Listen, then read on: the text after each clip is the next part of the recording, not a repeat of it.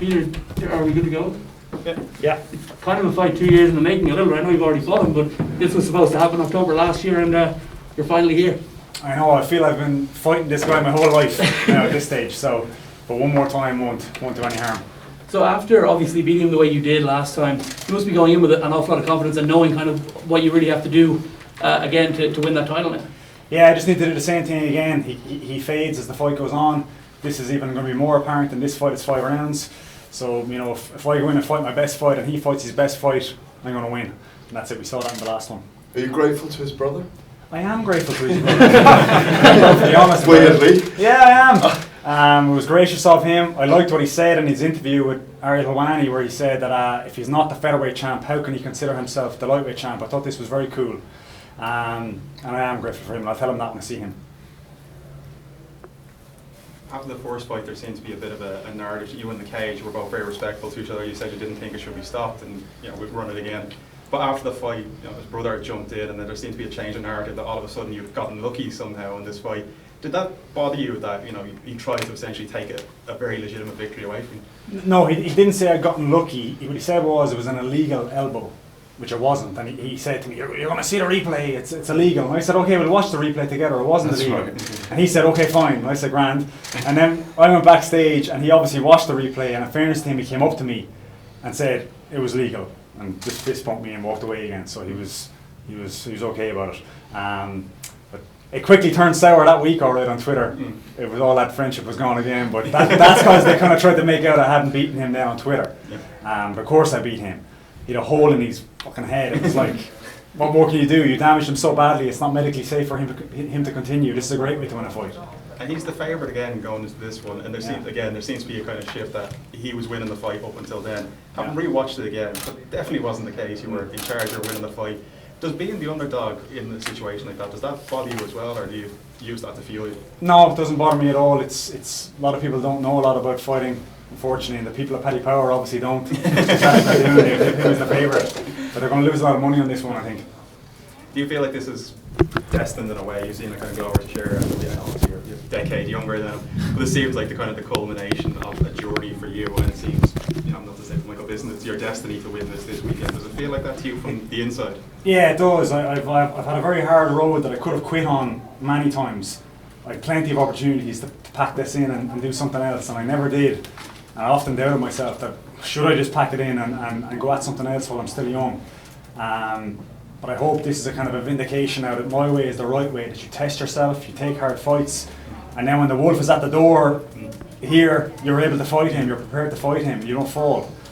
So that's what I'm hoping for. How do you get that mental strength? I just remember being in SBG before and there was a sparring thing, and Richard Queally on the one was like, "Oh, the sparring inside." He said, "Who's it with?" He said, "Peter Queally." It just seemed like you were an absolute nightmare that people didn't want to spar with.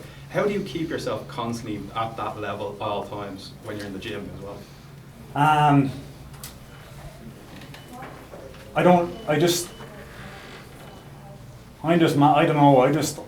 just demand perfection from myself in everything. I don't know how to train easy. I just always train hard. If I'm not the best guy in the room, I'm mad at myself when I leave.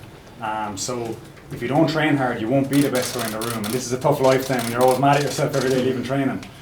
So I just stay on top of things. I train with all the young guys. I get confidence in that I'm fitter than them, stronger than them. I often do. I pick the guy who's the fittest guy in the gym, and I make him shadow me in my cardio, just to know I'm fitter than him. And this is how I get the confidence and keep going. I just choose the hardest road in everything I do, basically, and this is how you get better. Appreciate that, thank you. No problem. On the advertising for this fight, sorry, just a very quick one. They seem to have said Dublin or Peter Queally a lot. Does that irritate you at all? No, it doesn't. I'm from Waterford and I'm proud of being from Waterford, but my fighting career was totally sculpted in Dublin. So I can understand why they say that, but I am from Waterford. I do live in Dublin and I kind of call this my home now, but I'm proud of being associated with both. Peter, I suppose the most famous night in Irish MMA, was here across the road when Conor McGregor fought Diego Brandao, and that night was 5 wins, brilliant, coming to a crescendo at the end. Obviously, there's a lot of Irish guys in the undercard, but I suppose the 3 main, Pedro, James, and yourself at the top of the card. it could go very well, 3 tough fights, or it could go very badly. What way are you going to prepare for that? Are you going to watch the other fights? Are you going to listen to their results? Or are you going to kind of cut yourself off from it?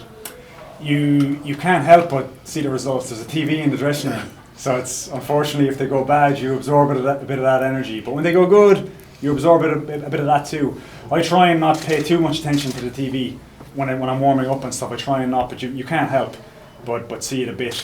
I'm very confident in the 2 boys that they can win, but you're right, they're very hard fights. But I'm confident they're going to win. We spoke to Patricky earlier, and I kind of asked him about the game plan as I did with you the other day, and he said he's planning to hit you more, I suppose. Good idea. He didn't hit me much in the first one, so. What do you think from that? But like, with saying that, I suppose fight maybe at a higher pace with more output, do you think that might play into your hands? What do you take from that? Yeah, he has 2 options in this fight, because it's 5 rounds now. He can go balls to the wall early and try and finish me, knowing he's going to get tired anyway, and then I'm going to take over. Or he can try and space out his cardio over the course of the fight. Both of these suit me, because he's not going to finish me early, and then he's going to get tired. If he tries to space out his cardio more, he's going to start slow, which will suit me anyway, and he's going to get tired anyway. So I'm kind of interested to see which one he chooses, but it'll be one of them.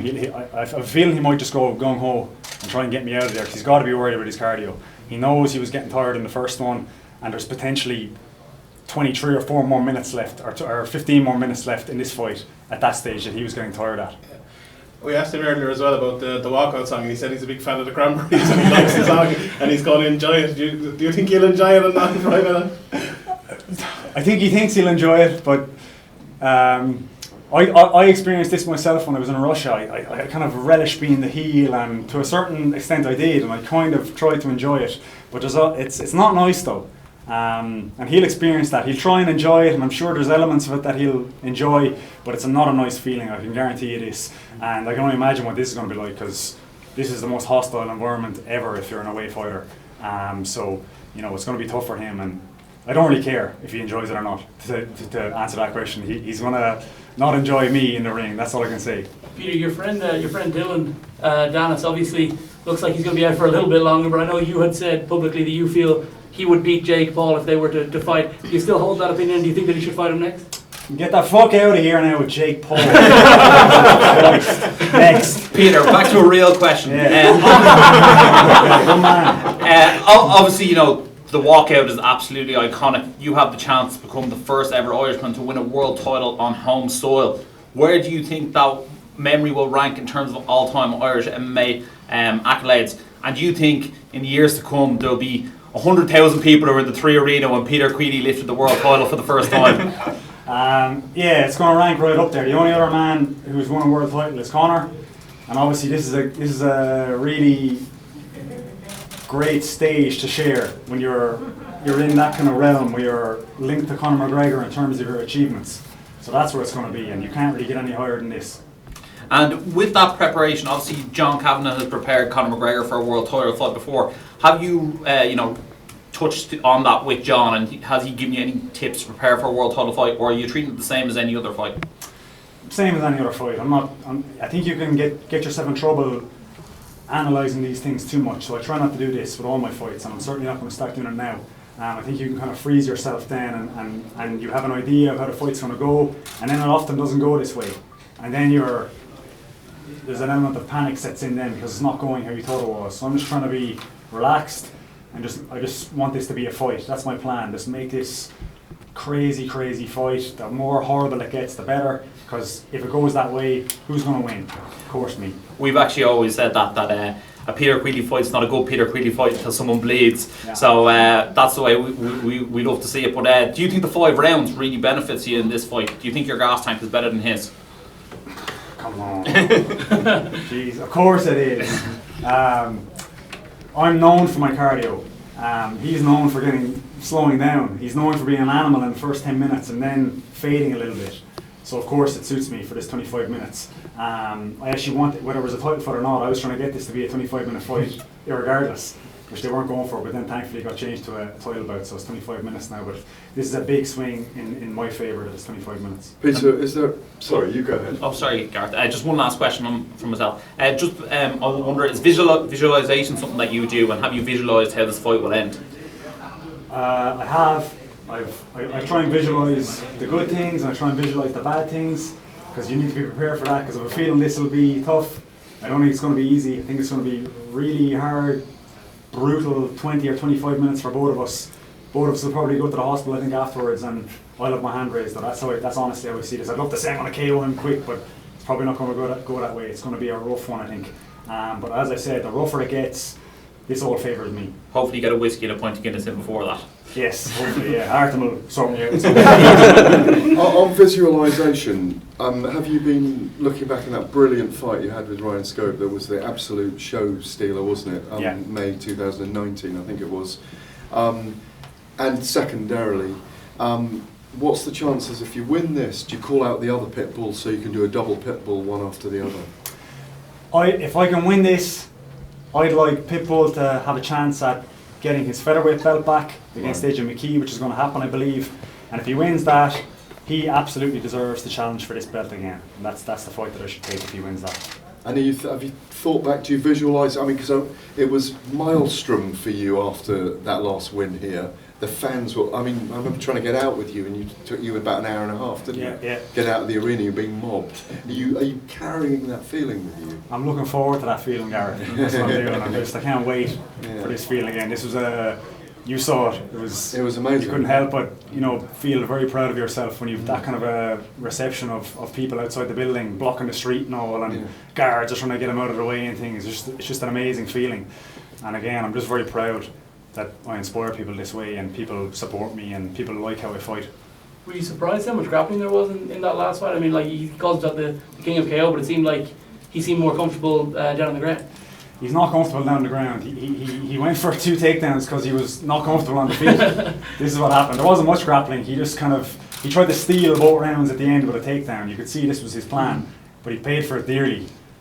So bring it on. I hope he goes for more takedowns. This just will diminish his gas tank even more if he does this. His best chance is to fight me like a real fight.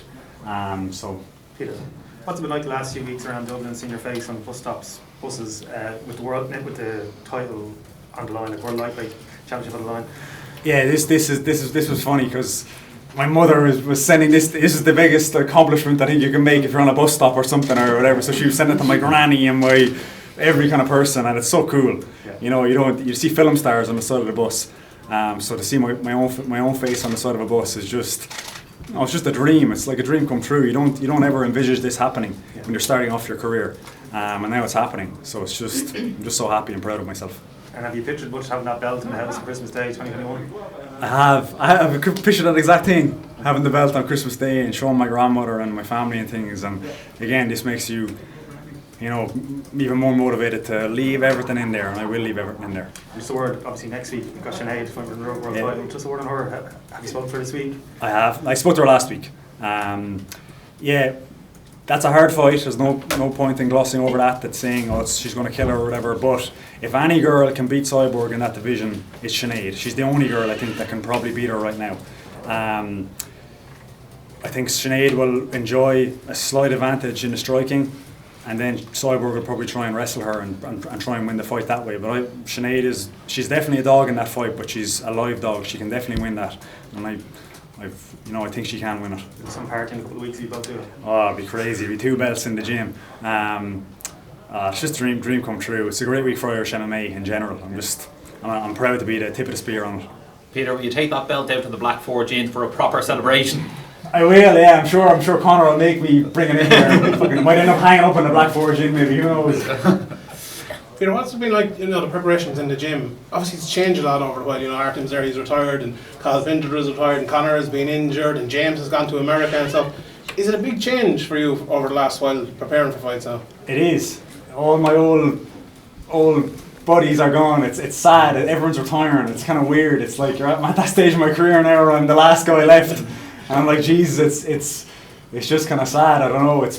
They're all doing good things outside the sport, so I'm happy for them, and they all seem content with the decision what they've done. But it's definitely weird for me. I'm literally me and Brian are the kind of the last 2 of the old guard left in the gym. In my retirement, so I'll be back anyway. But you don't seem to me as a guy who's even thinking about retirement. You seem to me a guy who'll be fighting in 10 years' time. Do you think that yourself, or do you have your plan to finish up? No, I'll retire when the day I'm getting my ass kicked in the gym by young guys or something, or I do a fight, and after the fight, if I've lost and if I think to myself, I could never beat him, that's when I retire. But this is not even close. I'm still the top dog in that gym, and I think that'll be there for a while. You said that this hasn't been your best camp, it hasn't been your worst camp. I've seen you on everything from Severe MMA, Sky Sports. I think Loose Women is the only show you haven't done so far. Has that been a distraction for you outside? Have you found it hard to kind of put these new, press requirements and interview requests in with your training? No, it's okay. You train twice a day. You have a lot of free time. You have other business interests as well, of course, that I have to put time to as well. But you can make time for this, and you have to make time for this. You have to take this responsibility of being the main event and make time for this. That doesn't come free. You know what I mean? You need to do this, and it's frustrating when you see guys being shitty with the media and not doing interviews and things like this is your job, so you need to do it. So I've done that, no problem. Finally, just because you said about movie stars there, you're a terrifying looking man who looks like something from 300. But is it true your favourite film is To Kill a Mockingbird? It is not. You said it on Twitter. Really? Oh, yeah. No, it's definitely not. More Jake Paul questions. I'm going to find this tweet. What'll it be like for you? We mentioned Waterford earlier on. They haven't had the best time in Dublin, losing the last two finals they've been here. Well, what'll it be like for you to Limerick? What'll it be like for you what'll it be like for you to kind of change and get a win finally and lift the goal for Waterford? I don't like that finally now. We get a few wins now. Come on. That'll be amazing. I've actually got a big. There's a big support contingent coming up from my local. I'm from a small town. Like it's 8,000 people, Dungarvan, and there's a big. A lot of people coming up from there to support me, like they always do for my fights. So it's going to be brilliant, and I plan to go down home straight away after my fight and enjoy that and see all my family and see all my old friends from school and things, and it'll be amazing. They're all very proud of me, and I really appreciate it.